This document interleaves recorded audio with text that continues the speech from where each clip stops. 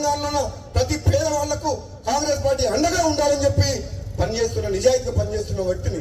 కాబట్టి నా విషయంలో కొందరు నాయకులు ఇది చెప్తే బాగుండదు, దుర్మార్గంగా ధర్మరాజులాగా ఉండాల్సిన జానారెడ్డి గారు కూడా మహాభారతంలో ధృతరాష్ట్రం పాత్ర పోషిస్తాడు. నాకైతే బాధ అనిపిస్తుంది.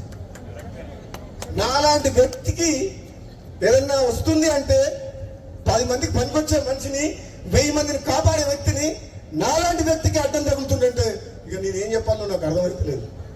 అందుకని ఇంతకంటే ఎక్కువ చెప్పలేను. ఇప్పటికే చెప్పదలుచుకుని చెప్పిన మనసులో ఉన్నది చెప్పినా లేదా? నన్ను చూస్తే భయపడుతున్నారు అందరూ. నేను వస్తున్నట్టు బామ్మోడు వస్తే ఏం చేస్తాడో, ఆయన మా మాట వింటాడో వినడో అనుకుంటున్నా. ఎంతో మంది అధిష్టానమేమో ఇస్తా అంటుంది,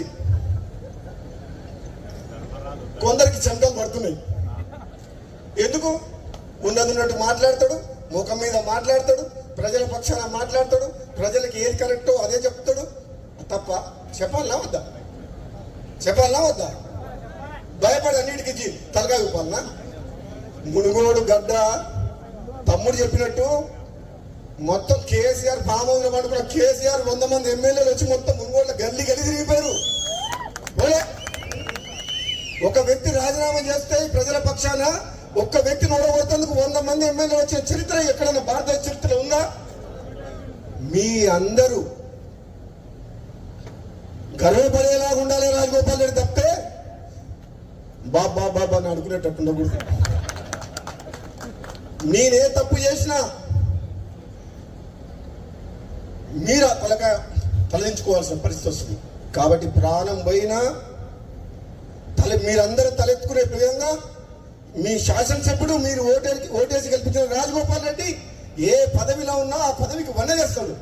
పెద్ద పదవి రాకపోయినా, చిన్న పదవి అయినా పేదల కోసం రాత్రి పగలు కష్టపడతా ఈ మునుగోడు నియోజకవర్గాన్ని సస్యశ్యామలం చేయడమే కాదు, మునుగోడులో ఉన్న ప్రతి పేదవాడికి ఇల్లు కట్టించే బాధ్యత నాది, రోడ్లు వేయించే బాధ్యత నాది. ప్రభుత్వ హాస్పిటల్స్, ప్రభుత్వ స్కూల్స్ అన్ని డెవలప్మెంట్ చేసి తీరుతా.